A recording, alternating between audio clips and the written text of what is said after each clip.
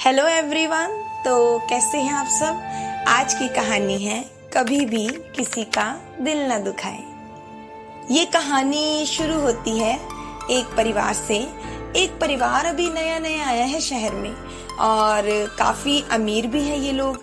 एक नया घर लिया है इन्होंने यहाँ और इस घर के सभी लोग नास्तिक हैं सिवाय माताजी के।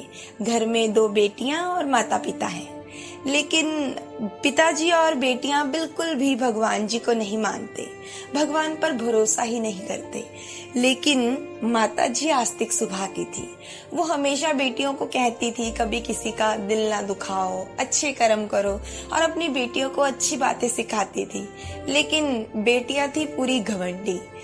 इन लोगों ने अभी नया नया घर लिया था शहर में और इस घर के पास एक आश्रम था जहां अजीब अजीब सी आवाजें आती थी और रात को डराने वाली आवाजें आती थी और लगता था कि कोई चिल्ला रहा है। चिल्लाहट की आवाज लगातार आती थी और इनकी नींद खराब हो जाती थी। बड़ी वाली बेटी का कमरा ऊपर था और उस कमरे के साथ में ही एक खिड़की थी जिससे नीचे दिखाई देता था उस आश्रम का दृश्य। माताजी ने उस बेटी को समझाया भी था कि बेटा उस विंडो को मत खोलना, उस खिड़की को मत खोलना और नीचे मत देखना, लेकिन वो घमंडी थी और माताजी की बात नहीं मानती थी और उस विंडो को खोल के देखती रहती थी कि किस किस प्रकार के लोग यहाँ आते हैं। और ना सिर्फ देखती थी बल्कि वहाँ मौजूद लोगों का मजाक भी उड़ाती रहती थी और ये बात उस आश्रम के लोगों को बिल्कुल भी पसंद नहीं थी। वो भी सह रहे थे कि रोज रोज का ये मजाक उड़वाना हमें अच्छा नहीं लग रहा था और जो बेटी थी वो बाजी नहीं आ रही थी अपने घमंड के कारण। एक दिन वो अपने किसी दोस्त के साथ फोन पर स्पीकर पर बात कर रही थी और साथ में ही अपने बालों पर कंघी कर रही थी और बात करते करते उसने कंघी के बाल नीचे फेंक दिए उस खिड़की से आश्रम की तरफ और नीचे बाल फेंक करके उसने फिर खिड़की बंद कर दी और वो भूल गई। कुछ दिनों बाद उसकी तबीयत खराब रहने लगी। दिन ब दिन वो और बदतर हालत में जा रही थी। उसका रंग पीला पड़ रहा था और दिन ब दिन वो कमजोर हो रही थी। उसके पिताजी ने उसे बड़े बड़े हॉस्पिटलों में चेक करवाया, एक्सरे करवाए, टेस्ट करवाए, पर अफसोस एक भी दवाई उसे लग नहीं रही थी। भगवान को तो वो मानते ही नहीं थे, तो पूरी तरीके से जोर था तो सिर्फ दवाइयों और इलाज का। और इलाज और दवाइयों का तो असर हो ही नहीं रहा था। बड़े बड़े डॉक्टर्स के पास गए, अलग अलग शहरों में गए, पर वो लड़की सही होने का नाम ही नहीं ले रही थी। अब तो उसकी हालत इस कदर बदतर हो चुकी थी, लग रहा था कुछ ही पलों की मेहमान है।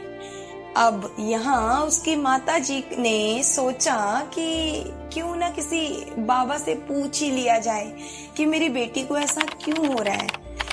उस लड़की की माता ने अपनी बेटी की ऐसी हालत देखकर उसके पिताजी से कहा, जानती हूँ कि आप सब इन चीजों को नहीं मानेंगे और आप भरोसा भी नहीं करते हैं, लेकिन एक बार मेरे साथ बाबा के पास आश्रम चलिए, क्या पता हमारी बेटी वैसे ही सही हो जाए।